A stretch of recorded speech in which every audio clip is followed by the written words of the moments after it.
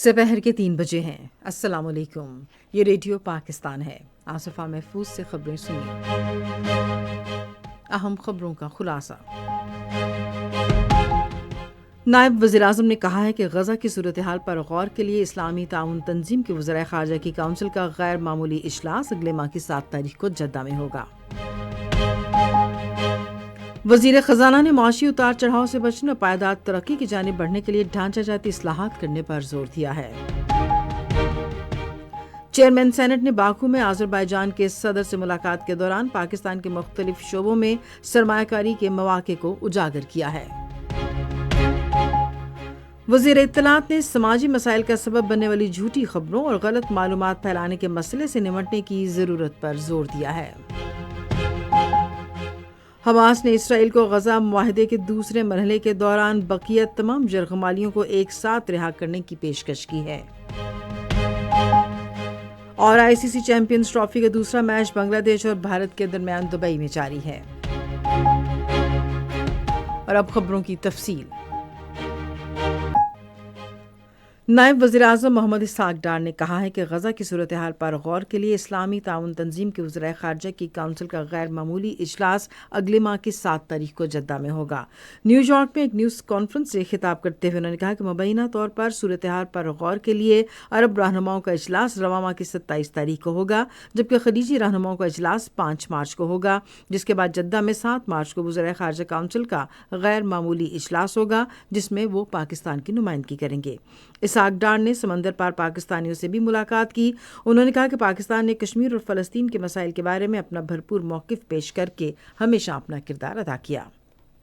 وزیر خزانہ محمد اورنگزیب نے معاشی اتار چڑھاؤ سے بچنے اور پائیدار ترقی کی جانب بڑھنے کے لیے ڈھانچہ جاتی اصلاحات کرنے پر زور دیا ہے۔ انہوں نے آج اسلام آباد میں پاکستان ریٹیل بزنس کونسل کے زیر اہتمام ایک تقریب سے خطاب کرتے ہوئے کہا کہ ٹیکسیشن، توانائی، سرکاری ملکیتی ادارے اور سرکاری خزانے سمیت مختلف شعبوں میں ڈھانچہ جاتی اصلاحات پہلے ہی جاری ہیں۔ انہوں نے اطمینان ظاہر کیا کہ ملک اقتصادی استحکام کے حصول کے بعد درست معاشی سمت کی جانب گامزن ہے۔ ٹیکسیشن کے حوالے سے وزیر خزانہ نے کہا کہ حقیقی معنوں میں تبدیلی کا عمل جاری ہے، جس میں جدید ترین ٹیکنالوجی کو بروئے کار لایا جا رہا ہے تاکہ شفافیت یقینی بناتے ہوئے خامیاں دور کی جا سکیں۔ انہوں نے کہا کہ ٹیکس اتھارٹی پر اعتماد کی بحالی بھی ضروری ہے۔ توانائی کے حوالے سے محمد اورنگزیب نے کہا کہ مسابقتی توانائی کی جانب بڑھنے کے لیے سخت اقدامات کیے جا رہے ہیں۔ سرکاری ملکیتی اداروں میں اصلاحات کے حوالے سے انہوں نے کہا کہ اصلاحات کا عمل شروع ہو چکا ہے اور رائٹ سائزنگ کا عمل اس سال جون تک مکمل ہو جائے گا۔ چیئرمین سینٹ سید یوسف رضا گیلانی کی قیادت میں پارلیمانی وفد نے باکو میں آذربائیجان کے صدر الہام علیوف سے ملاقات کی ہے، جس میں 2 طرفہ تعلقات اور علاقائی صورتحال پر تبادلہ خیال کیا گیا۔ چیئرمین سینٹ نے اس موقع پر کہا کہ پاکستان کو آذربائیجان کے ساتھ تعلقات پر فخر ہے۔ انہوں نے کہا دونوں ممالک مشترکہ مذہبی، ثقافتی اور تاریخی روابط کے بندھن میں جڑے ہیں۔ یوسف رضا گیلانی نے آذربائیجان کے صدر کو خصوصی سرمایہ کاری سہولت کونسل سے متعلق آگاہ کرتے ہوئے بتایا کہ پاکستان میں زراعت، توانائی اور کان کنی سمیت مختلف شعبوں میں سرمایہ کاری کے امکانات موجود ہیں۔ وزیر اطلاعات و نشریات عطا اللہ تارڑ نے سماجی مسائل کا سبب بننے والی جھوٹی خبروں اور غلط معلومات پھیلانے کے مسئلے سے نمٹنے کی ضرورت پر زور دیا ہے۔ وہ ریاض میں سعودی میڈیا گروپ کے زیر اہتمام ایک مکالمے میں اظہار خیال کر رہے تھے۔ انہوں نے کہا کہ عالمی سطح پر ایک ایسا ادارہ ہونا چاہیے جو مصنوعی ذہانت کے ذریعے حقائق کا پتہ لگا سکے۔ وزیر اطلاعات نے کہا کہ ذرائع ابلاغ کی بین الاقوامی تنظیموں کے ساتھ شراکت داری مفید ہو سکتی ہے اور وقت کا تقاضا ہے کہ اب نئے معاہدے کے تحت اشتراکی عمل کو مضبوط بنایا جائے۔ انہوں نے کہا کہ پاکستان میں خبروں اور تفریح کے بہترین چینلز ہیں اور ہم فلمیں اور دستاویزی فلمیں بنانے کی صلاحیت بھی رکھتے ہیں۔ عطا اللہ تارڑ نے کہا کہ بین الاقوامی اداروں کا پاکستانی میڈیا سے اشتراکی عمل خوشائند ہے۔ پاکستان اور قطر نے انسدادی منشیات کے لیے تعاون کو فروغ دینے پر اتفاق کیا ہے۔ یہ اتفاقی رائے اسلام آباد میں وزیر داخلہ محسن نقوی اور قطر کے سفیر علی مبارک علی عیسیٰ الخاطر کے درمیان ملاقات میں ہوا۔ ملاقات کے دوران باہمی دلچسپی کے امور، دو طرفہ تعلقات اور مختلف شعبوں میں تعاون بڑھانے پر تبادلہ خیال کیا گیا۔ فریقین نے قطر میں قید پاکستانی شہریوں کی رہائی پر بھی غور کیا۔ وزیر داخلہ نے اس موقع پر گفتگو کرتے ہوئے کہا کہ پاکستان کے قطر کے ساتھ انتہائی قریبی تعلقات ہیں۔ انہوں نے کہا کہ اپریل میں اسلام آباد میں انسدادی منشیات کے بارے میں خلیجی ممالک کی کانفرنس منعقد کی جا رہی ہے اور قطر کے محکمہ انسدادی منشیات کے سربراہ کو اس کانفرنس میں شرکت کی دعوت دی گئی ہے۔ یہ خبریں آپ ریڈیو پاکستان سے سن رہے ہیں۔ منصوبہ بندی اور ترقی کے وزیر احسن اقبال نے ملک کو ترقی کی راہ پر گامزن کرنے کے لیے حکومت کے عزم کا اظہار کیا ہے۔ انہوں نے آج اسلام آباد میں ایک تقریب سے خطاب کرتے ہوئے یقین ظاہر کیا کہ پاکستان 2035 تک دنیا کی ایک بڑی معیشت بن جائے گا۔ وزیر منصوبہ بندی نے کہا کہ اس مقصد کے حصول کے لیے ہمیں استحکام اور پالیسیوں کا تسلسل یقینی بنانا ہوگا۔ بحرین کی نیشنل گارڈ کے سربراہ لیفٹیننٹ جنرل شیخ عبدالعزیز مبارک الخلیفہ نے joint staff headquarters Rawalpindi میں chairman joint chiefs of staff committee general Sahir Shamshad Mirza سے ملاقات کی۔ دونوں فوجی سربراہان نے موجودہ علاقائی صورتحال اور سلامتی سے متعلق امور پر تبادلہ خیال کیا۔ انہوں نے دونوں ملکوں کے درمیان دو طرفہ عسکری روابط اور تعاون کو مزید وسعت دینے کی ضرورت پر زور دیا۔ معزز مہمان نے پاکستان کی مسلح افواج کی پیشہ ورانہ صلاحیت کو سراہتے ہوئے دہشت گردی کے خلاف ان کی قربانیوں کا اعتراف کیا۔ بیلاروس نے پاکستان میں فصلوں کی پیداوار میں اضافے اور زرعی شعبے کو مستحکم بنانے کے لیے پاکستان کو ہیوی ڈیوٹی ٹریکٹر فراہم کیے ہیں۔